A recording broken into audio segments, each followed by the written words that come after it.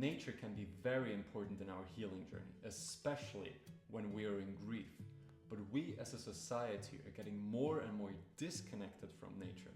By building bigger cities, leading faster lives, and constantly being stressed, we forget to turn to nature and to see the helping hand that nature is constantly trying to give us.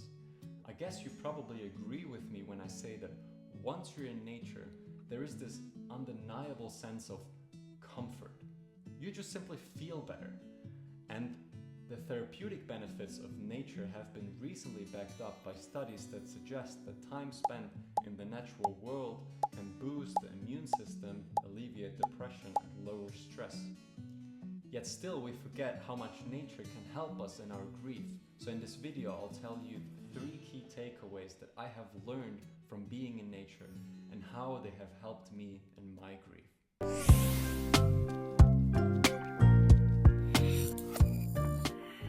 Nature has helped me many times to see the bright side on life again, but after the death of my mum, it was a bit of an up and down, and it took me a lot of time to appreciate nature again. After my mum had died, I just tried to get through my day-to-day life and to function somehow. But I noticed how my mental health took a blow and how month after month became harder and harder for me. So on the 6th of January 2020, I made a radical decision, and that was to go traveling. The reason behind it was because I wanted to get some distance from everything back home. I just wanted to go away and see something new. And at the moment, I still didn't know how nature would play a big role in my healing journey. Because everywhere I went, all the places that I loved the most were all in nature. And I think nature has a unique way to give you exactly what you need when you need it, especially when you're in grief. Everyone's grief is different, and so is everyone's healing journey. And nature has been a refuge for me in many ways, a place where I could contemplate and reflect on everything that happened.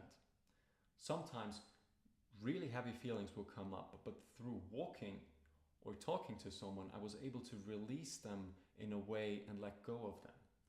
It helped me to connect and reconnect with myself and to see what was really going on inside of me. Which brings me to point number 1, being present.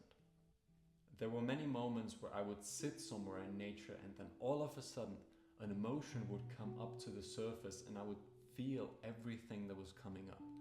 I often found myself lost in this world of emotions. And when I didn't know what to do, every once in a while, I'd look around and I see how much beauty I was actually surrounded by.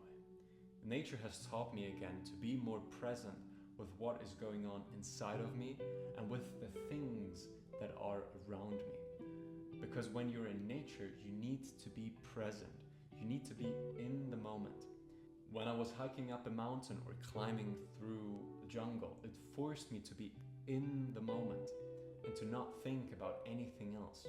You have to pay attention where you're going. It becomes a form of mindfulness. It brings you into the present moment.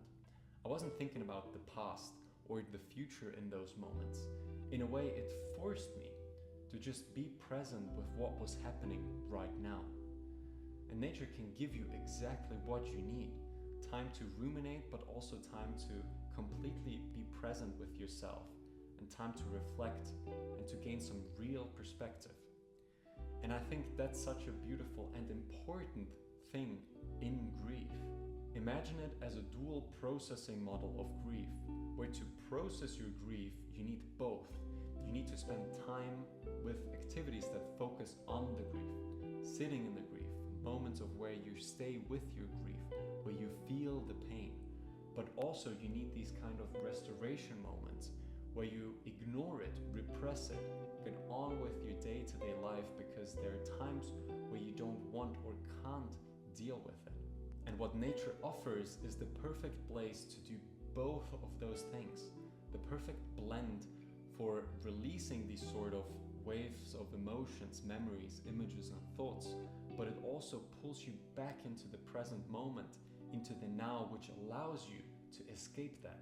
And nature really got you back in that way. It kind of helps you to lean into these uncomfortable emotions, which is important, but then it also allows you to step back out of them when you need it. There's something very strong about how nature works very differently in everyone's grief. And you know, nature is not one thing, it can offer different things to different people. It can release emotions, it can distract, and it can absorb you in a way, in a good way. Point number 2, cycles, seasons, and the circle of life. Your everyday problems are kind of minimized when you're in nature or up a mountain. It brings everything a bit into perspective. You can sometimes feel really small when you're in nature or on a mountain or standing in front of a big tree.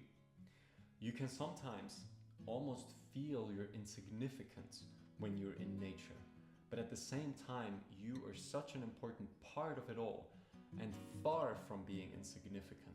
If nature has taught me anything, then how everything in this world is connected with each other, how everything in this world is needed, and how everything has its right place in it. It was pretty hard for me to come to terms with the loss of my mom.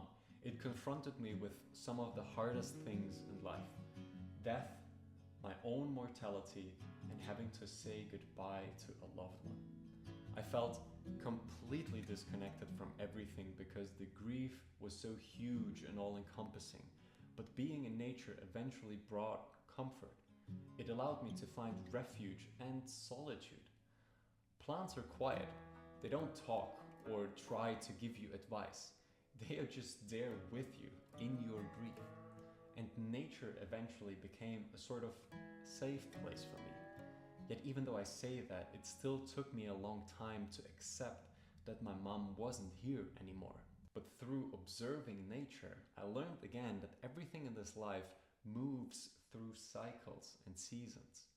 No flower blooms in every season, and neither do we.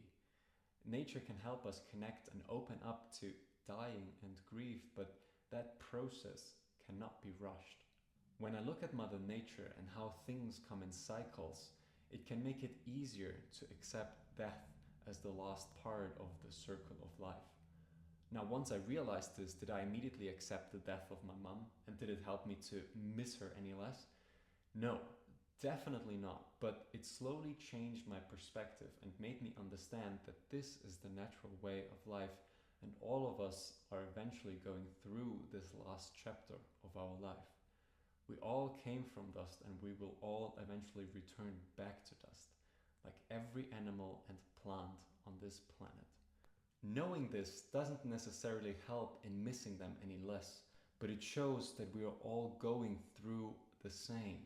And no matter how much time we would get with our loved ones, it would never be enough, no matter how old they might get. It's a truth that doesn't really make sense and can be hard to accept. But after death comes life. After every end, there is a new beginning. And after every winter comes spring, forever changing. Death is giving way for new life, even when it's hard to see. And nature can help us connect and open up to this truth by simply observing what happens in nature. I recently learned about the yew tree. It's a tree that can get hundreds of years old, and when he arrives at the end of his life and is ready to die, it's completely hollow inside. And inside the old hollow yew tree, a new yew can grow. And all the decomposing wood that falls down from the old tree re-fertilizes the earth and nourishes the new tree that is growing inside the old one. So you can have a yew which is 7,000 years old and has been through 20 or 30 cycles of life and is still in a way the same tree, which is quite a nice thing to contemplate about. Which brings me to point number 3, connection.